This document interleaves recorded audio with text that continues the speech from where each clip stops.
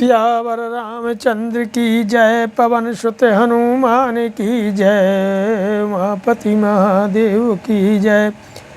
अरणकांडेन षोडश सर्ग पूर्वकं सप्तदश सर्ग। पाठयं कृष्णे नमः। अरणकांड के 16वें एवं 17वें सर्ग में लक्ष्मण के द्वारा हेमंत ऋतु का वर्णन और भरत की प्रशंसा तथा श्री राम का उन दोनों के साथ गोदावरी नदी में स्नान करने का वर्णन और श्री राम के आश्रम में शूर्पणखा का आना, उनका परिचय जानना और अपना परिचय देकर उनसे अपने को भार्या के रूप में ग्रहण करने के लिए अनुरोध करने का वर्णन किया गया है। श्री हनुमान जी महाराज कथा सुनने की कृपा करें। ओम बसतस्तु सुखम राघवश महात्मनः शरदव्यप्याय हेमंत ऋतुरिष्टः प्रवर्ततो। महात्मा श्री राम को उस आश्रम में रहते हुए शरद ऋतु बीत गई और प्रिय हेमंत का आरंभ हुआ। सदा कदाचित प्रभातायां सर्वर्यां रघुनंदन प्रियाभिषेकार्थं रम्यां गोदावरी नदीम। एक दिन प्रातः काल रघुकुल नंदन श्री राम स्नान करने के लिए परम रमणीय गोदावरी के नदी के तट पर गए। प्रहुः कलश हस्तस्तु सीतया सह वीरवान पृष्ठतो अनुविजन भ्राता सौमित्रमिदम् अब्रवीत। उनके छोटे भाई लक्ष्मण भी, जो बड़े ही विनीत और पराक्रमी थे, सीता के साथ साथ हाथ में घड़ा लिए उनके पीछे पीछे गए। जाते जाते वे श्री रामचंद्र जी से इस प्रकार बोले, अयम सकालः संप्राप्तः प्रियो यस्ते प्रियं वदो अलंकृतवा भाति येन संवत्सरः शुभः।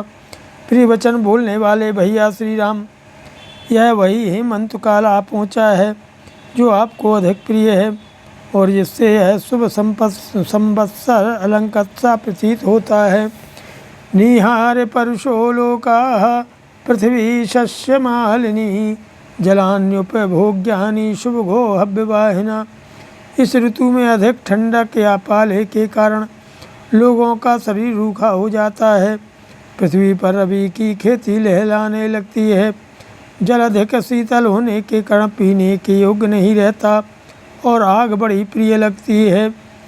नवाग्रहण पूजाभिरभ्यर्च पितृदेवता कृताग्रहण कहा काले संतो विगत कल्मषाः। नवसृष्टि कर्म के अनुष्ठान की इस बेला में नूतन अन्न ग्रहण करने के लिए की गई आग्रहण कर्म रूप पूजाओं द्वारा देवताओं तथा पितरों को संतुष्ट करके उक्त आग्रहण कर्म का संपादन करने वाले सत्पुरुष निष्पाप हो गए हैं। प्राजकामा जनपदाः संपन्नतरगोरशा विचरन्ति महीपाला यात्रार्थं विजिगीषुवाः। शिवमाने दृढं सूर्ये दशमन्तक सेवितां विहीन तिलके वो स्त्रीनोत्राधिक प्रकाशते। इस ऋतु में प्रायः सभी जनपदों के निवासियों की अन्न प्राप्ति विषयक कामनाएं प्रचुर रूप से पूर्ण हो जाती हैं। गोरस की भी बहुत आयत होती है तथा विजय की इच्छा रखने वाले भूपाल गण युद्ध यात्रा के लिए विचरते रहते हैं। सूर्यदेव इन दिनों यम से दक्षिण दिशा का दृढ़तापूर्वक सेवन करने लगे हैं, इसलिए उत्तर दिशा सिंदूर बिंदु से वंचित हुई नारी की भांति सुशोभित या प्रकाशित नहीं हो रही है। प्रकृत्या हिमकोशाढ्यो दूर सूर्यश्च साम्प्रतम् यथार्थ नामासु व्यक्तम हिमवान हिमवान गिरि। हिमालय पर्वत तो स्वभाव से ही घनीभूत हिम के खजाने से भरा पूरा होता है, परंतु इस समय सूर्यदेव भी दक्षिणायन में चले जाने के कारण उससे दूर हो गए हैं।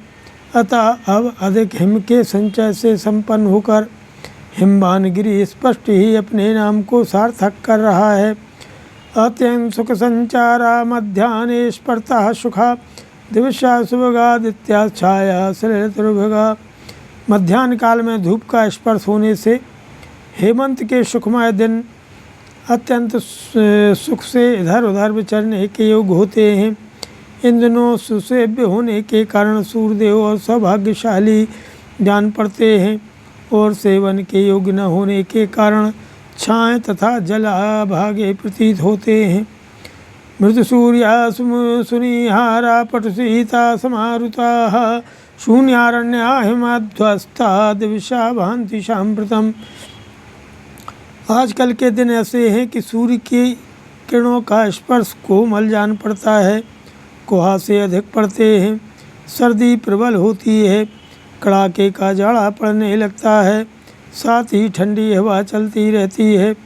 पाला पड़ने से पत्तों के झड़ जाने के कारण जंगल सूने दिखाई देते हैं और हिम के स्पर्श से कमल गल जाते हैं। ऋवताकाश सैना पुख्यनीता हिमारुणा शीत वृद्धतरायाम स्त्रियाम आयांति सांप्रतम।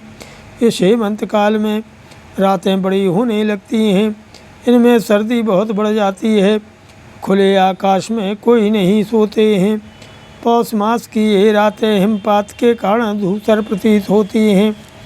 रवि संक्रांत सौभाग्यस्तुषारारुणमंडलः निःश्वासान्धेवादर्श चंद्रमाना प्रकाशिते ज्योत्स्ना तुषारमलिना पौर्णमास्यां न राजते शीतेव च तपस्यामा लक्ष्यते न च शोभते। हेमंत काल में चंद्रमा का सौभाग्य सूर्यदेव में चला गया है। चंद्रमा सर्दी के कारण असेब व सूर्य मंद रश्मि होने के कारण सेब हो गए हैं। चंद्रमंडल हिमकणों से आच्छन्न होकर धूमिल जान पड़ता है, अतः चंद्रदेव निश्वास वायु से मलिन हुए दर्पण की भांति प्रकाशित नहीं हो रहे हैं। इन दिनों पूर्णिमा की चांदनी रात भी तुहिन बिंदुओं से मलिन दिखाई देती है, प्रकाशित नहीं होती है। ठीक उसी तरह जैसे सीता अधिक धूप लगने से सांवली सी दिखती हैं, पूर्ववत शोभा नहीं पाती। प्रकृत्या शीतल स्पर्शो हिमविद्धश्च सांप्रतम प्रभाति पश्चिमो वायु काले द्विगुण शीतलः। स्वभाव से ही जिसका स्पर्श शीतल है वह पछुआ हवा उस समय हिमकणों से व्याप्त हो जाने के कारण दूनी सर्दी लेकर बड़े वेग से बह रही है। बाष्पच्छन्नान्नरण्यानि यवगोधूमवन्ति च शोभन्तेऽभ्युदिते सूर्ये नदद्भिः क्रौंच सारसैः। जौ और गेहूँ के खेतों से युक्त ये बहुसंख्यक वन भाप से ढके हुए हैं तथा क्रौंच और सारस में कलरव कर रहे हैं। सूर्योदय काल में इन वनों की बड़ी शोभा हो रही है। खरजूर पुष्पाकृतिभिः शिरोभिः पूर्णतण्डुलैः शोभन्ते किंचिदालंबा सालयः कनकप्रभा। ये सुनहरे रंग के जड़हन धान खजूर के फूल के से आकार वाली बालों से जिनमें चावल भरे हुए हैं कुछ लटक गए हैं। इन बालों के कारण इनकी बड़ी शोभा होती है। मयूकैरूप सर्पद्भिर्हि मणिहार संवृतैः दूरमभ्युदितः सूर्यः सांख्यो लक्ष्यते। कुहासे से ढकी और फैलती हुई किरणों से उपलक्षित होने वाले दूरोदित सूर्य चंद्रमा के समान दिखाई देते हैं। अग्राह्य वीर्यः पूर्वाह्ने मध्याह्ने स्पर्शतः सुखः संरक्ता किंचिदा पांडुरा तपः शोभते छितौ। इस समय अधिक लाल और कुछ कुछ श्वेत पीत वर्ण की धूप पृथ्वी पर फैलकर शोभा पा रही है। पूर्वाह्न काल में तो कुछ इसका बल जान ही नहीं पड़ता है, परंतु मध्याह्न काल में इसके स्पर्श से सुख का अनुभव होता है। अवस्याय निपातेन किंचित प्रक्लिन्नशाद्बला वनानां शोभिते भूमिर्निविष्टतरुणातपा। स्पृशन् सुविपुलं शीतमुदकं द्विहृदः सुखम् अत्यंत तुष्टो वन्य प्रतिसंगरते करम। ओश की बूंदें पड़ने से जहाँ की घासें कुछ कुछ भीगी हुई जान पड़ती हैं, वह वनभूमि नवोदित सूर्य की धूप का प्रवेश होने से अद्भुत शोभा पा रही है। यह जंगली हाथी बहुत प्यासा हुआ है। यह सुखपूर्वक प्यास बुझाने के लिए अत्यंत शीतल जल का स्पर्श तो करता है, किंतु उसकी ठंडक असह्य होने के कारण अपनी सूढ़ को तुरंत ही सिकोड़ लेता है। केते ही समुपासीना विहगा जलचारणः नावगाहन्ति सलिलं प्रगल्भावाहमम्। ये जलचर पक्षी जल के पास ही बैठे हैं, परंतु जैसे डरपोक मनुष्य युद्धभूमि में प्रवेश नहीं करते हैं, उसी प्रकार ये पानी में नहीं उतर रहे हैं। अवस्यायतमोनद्धानिहारतं शावृता प्रशुप्तायो लक्ष्यन्ते विपुष्पा वनराजयः। रात में ओस बिंदुओं और अंधकार से आच्छादित तथा प्रातःकाल कुहासे के अंधेरे से ढकी हुई ये पुष्पहीन वन श्रेणियाँ सोई हुई सी दिखाई देती हैं। बाष्प संच्छन्न सलिला ऋतविज्ञ सारसः हिमार्दिवालुकै तीरै शरतो भांति सांप्रतम। इसमें नदियों के जल भाप से ढके हुए हैं। इनमें विचरने वाले सारस केवल अपने कलरवों से पहचाने जाते हैं तथा ये सरताएँ भी उससे भीगी हुई बालू वाले अपने तटों से ही प्रकाश में आती हैं, जल से नहीं। तुषार पतनाच्चैव मृदुत्वाद भास्करास्य च शैत्यादागाग्रस्थमपि प्रायेण रसवज्जलम। बर्फ पड़ने से और सूर्य की किरणों के मंद होने से अधिक सर्दी के कारण दिनों पर्वत के शिखर पर पड़ा हुआ जल भी प्रायः स्वादिष्ट प्रतीत होता है।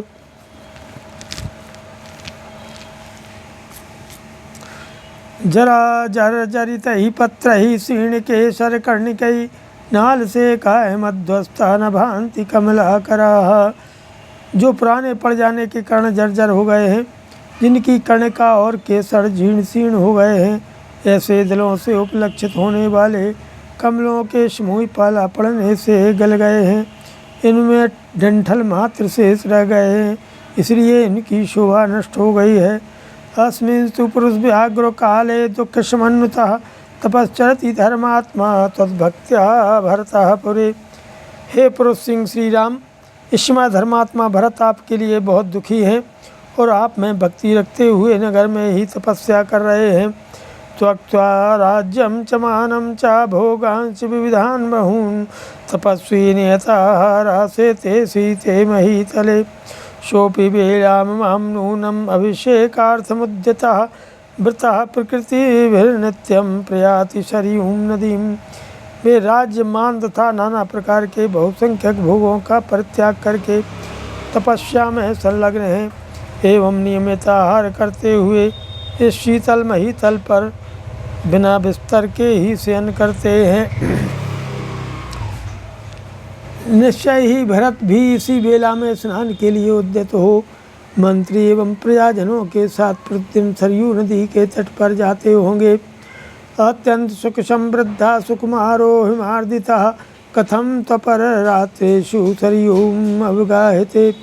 अत्यंत सुख में पले हुए सुकुमार भरत जाड़े का कष्ट सहते हुए रात के पिछले पहर में कैसे सरयू के जल में डुबकी लगाते होंगे।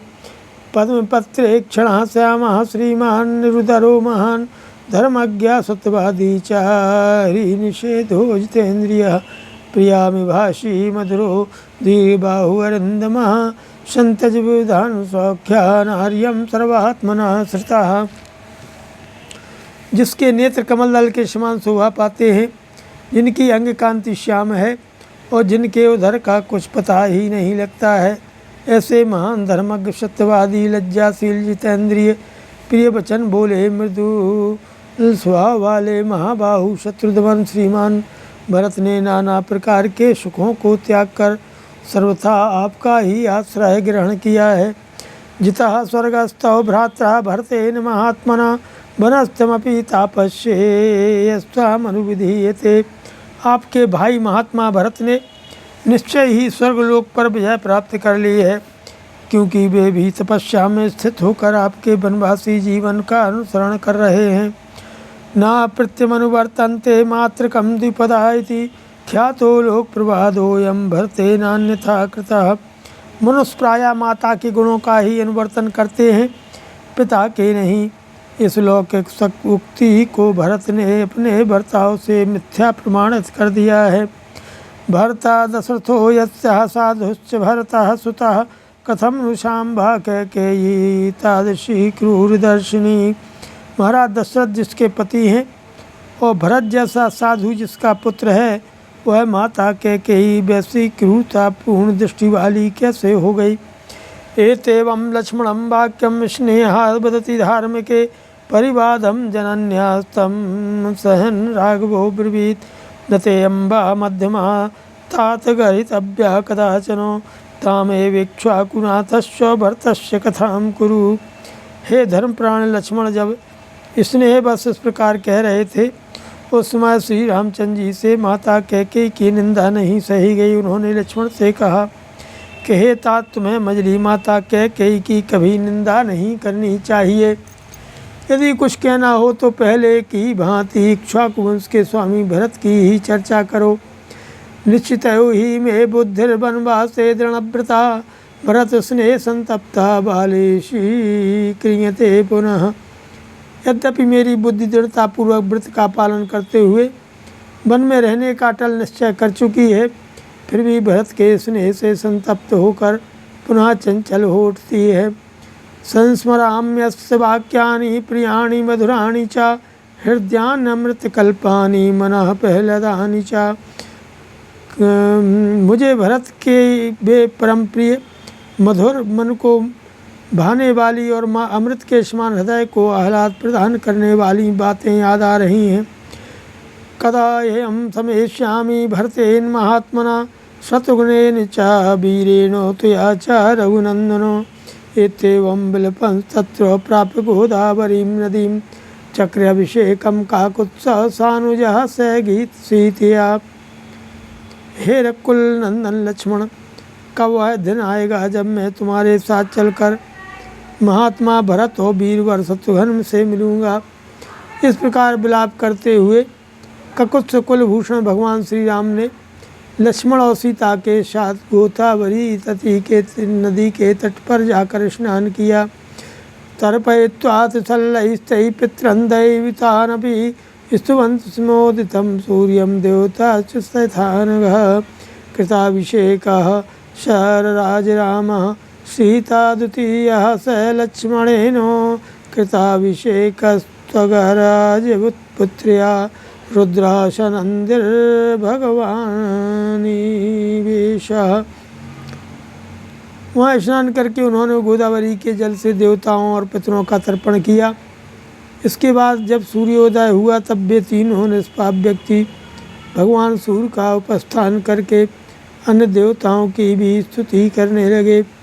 सीता और लक्ष्मण के साथ स्नान करके भगवान श्री राम उसी प्रकार शोभा पाने लगे जैसे पर्वतराज पुत्री उमा और नंदी के साथ गंगा जी में अवगाहन करके भगवान रुद्र सुशोभित होते हैं।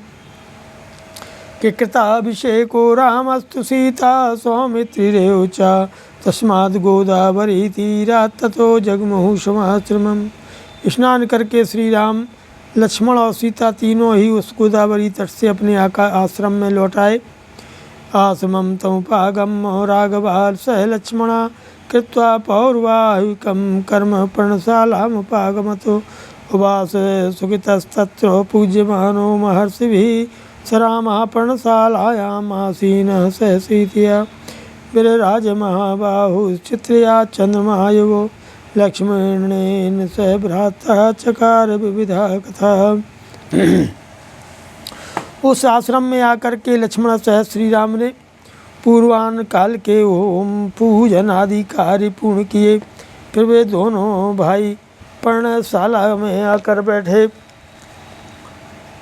वहाँ सीता के साथ वे सुखपूर्वक रहने लगे।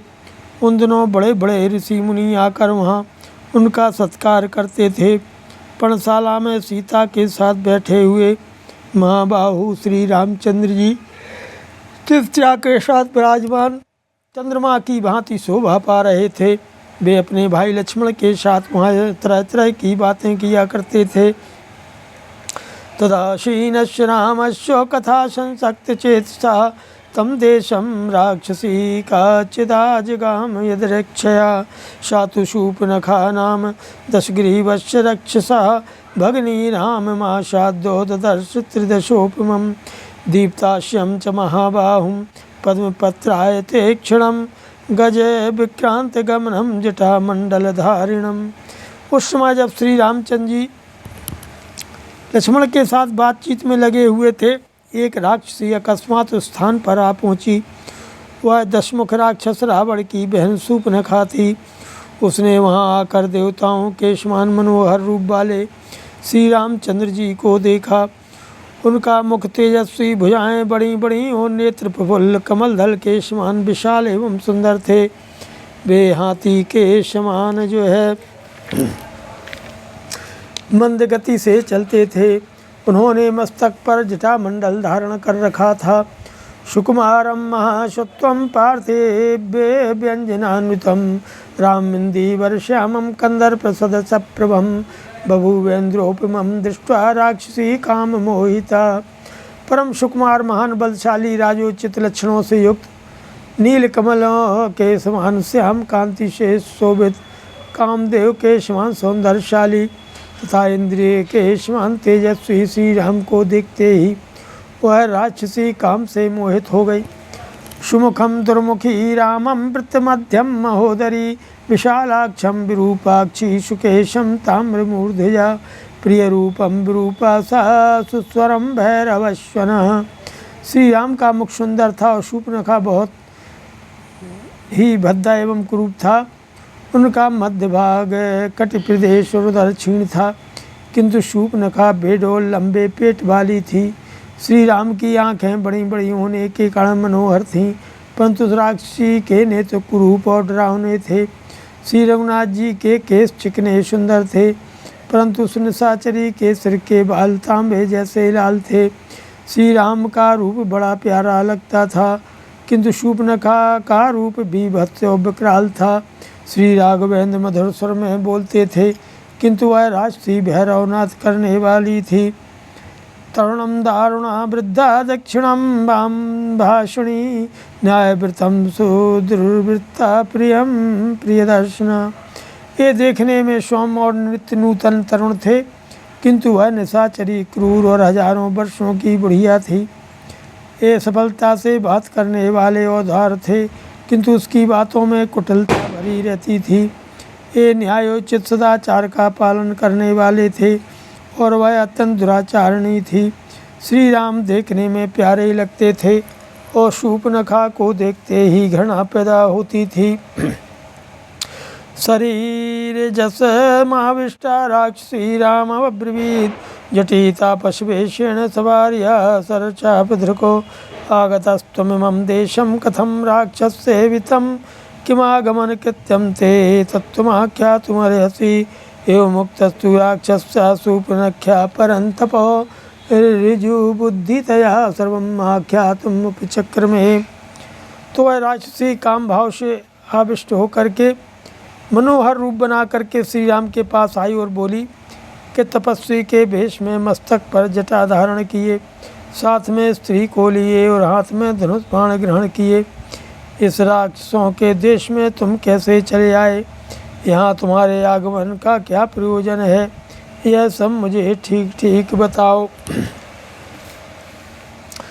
तो राक्षसी शूर्पणखा के इस प्रकार पूछने पर शत्रुओं को संताप देने वाले भगवान श्री रामचंद्र जी ने अपने सरल स्वभाव के कारण सब कुछ बताना आरंभ किया कि आसीद दशरथो नाम राजा त्रिदश विक्रमः तस्याहमग्रजा पुत्रो रामो नाम जनैः श्रुता। हे देवी, दशरथ नाम से प्रसिद्ध एक चक्रवर्ती राजा हो गए हैं जो देवताओं के समान पराक्रमी थे। मैं उन्हीं का ज्येष्ठ पुत्र हूँ और लोगों में राम नाम से विख्यात हूँ। कि भ्रातायं लक्ष्मणो नाम यभियान मामनुव्रतो इयं भार्या च वैदेही मम सीतेति विश्रुता। ये मेरे छोटे भाई लक्ष्मण हैं जो सदा मेरी आज्ञा के अधीन रहते हैं, और ये मेरी पत्नी है जो विदेहराज जनक की पुत्रिता सीता नाम से प्रसिद्ध हैं।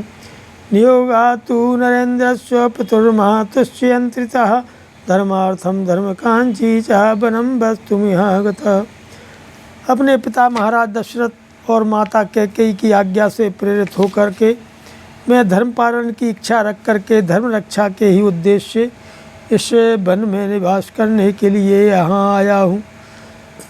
त्वां तु वेदितुमिच्छामि कस्य त्वं काशिकस्य वा त्वं हि तावन्मनो ज्ञांगी राक्षसी प्रतिभाषि मे एवा किं निमित्तं त्वम् आगता ब्रूहि तत्त्वतः।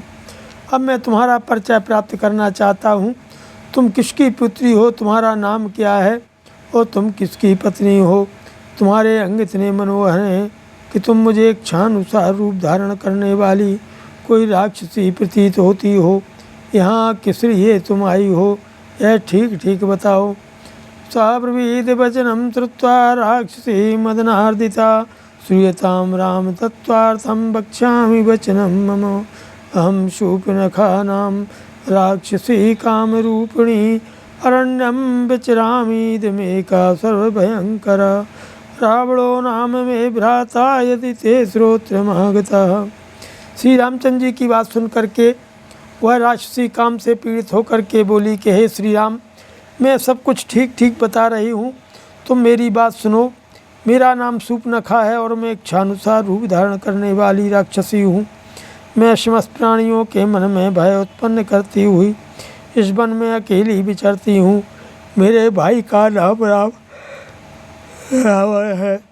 संभव है उसका नाम तुम्हारे कानों तक पहुँचा हो।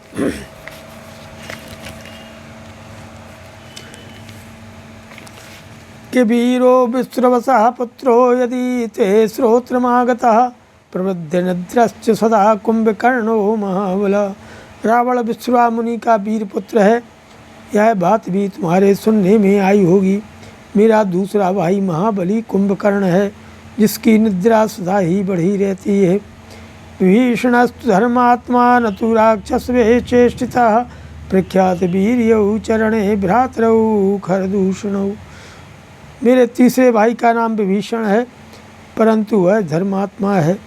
राक्षसों के आचार विचार का वह कभी पालन नहीं करता। युद्ध में जिनका पराक्रम विख्यात है, वे खर और दूषण में भी मेरे भाई ही हैं। तान हम समतिक्रांता राम त्वा पूर्व दर्शनात् समुपेतास्मि भावेनो भर्तारं पुरुषोत्तमम्। अहम प्रभाव संपन्ना स्वच्छंद बलगामिनी चिराय भव भर्ता में सीतिया किम करिष्यसि। हे श्री राम, बल और पराक्रम में अपने उन सभी भाइयों से बढ़कर हूँ। तुम्हारे प्रथम दर्शन से ही मेरा मन तुम में आसक्त हो गया है। आज से पहले देवताओं में भी किसी का ऐसा रूप मेरे देखने में नहीं आया है। अतः इस अपूर्व रूप के दर्शन से मैं तुम्हारे प्रति आकृष्ट हो गई हूँ। यही कारण है कि मैं तुम जैसे पुरुषोत्तम के प्रति पति की भावना रखकर बड़े प्रेम के से पास में आई हूँ। मैं प्रभाव, उत्कृष्ट प्रभाव, अनुराग अथवा महान बल पराक्रम से संपन्न हूँ और अपनी इच्छा तथा शक्ति से समस्त लोकों में विचरण कर सकती हूँ। अतः तुम दीर्घ काल के लिए मेरे पति बन जाओ। इस अबला सीता को लेकर क्या करोगे? विकृता च विरूपा च नस्लेयम सदृशी तवो अहमेवानुरूपा ते भार्या रूपेण पश्चिमहम। यह विकार युक्त और कुरूपा है, अतः तुम्हारे योग्य नहीं है। मैं ही तुम्हारे अनुरूप हूँ, अतः मुझे अपनी माँ भार्या के रूप में देखो। इमां विरूपां शतीं करालां निर्णतोदरीं अनेन सहते भ्रात्रा भक्षयिष्यामि मानुषीम्। यह सीता मेरी दृष्टि में कुरूप, ओछी, विकृत, धसे हुए पेट वाली और मानवी है। मैं इसे तुम्हारे इस भाई के साथ ही खा जाऊंगी। तथा पर्वत सिंगानि वनानि विविधानि च पश्यन् स मया कामी दंडकान् विचरिष्यसि। इत्यो मुक्तः काकुत्सो प्रहस्य मदिरेक्षणाम् इदं वचन मारे भे वक्तुं वाक्य विशारदो। फिर तुम काम भाव युक्त हो मेरे साथ पर्वतीय शिखरों और नाना प्रकार के वनों की शोभा देखते हुए दंडक वन में विहार करना। सूप न खा के ऐसा कहने पर बातचीत करने में कुशल ककुत्स कुलभूषण श्री रामचंद्र जी जोर जोर से हंसने लगे और फिर उन्होंने उस मत वाले नेत्रों वाली निशाचरी से इस प्रकार कहना आरंभ किया। सियावर रामचंद्र की जय, पवन सुत हनुमान की जय, उमापति महादेव की जय। जय सीता।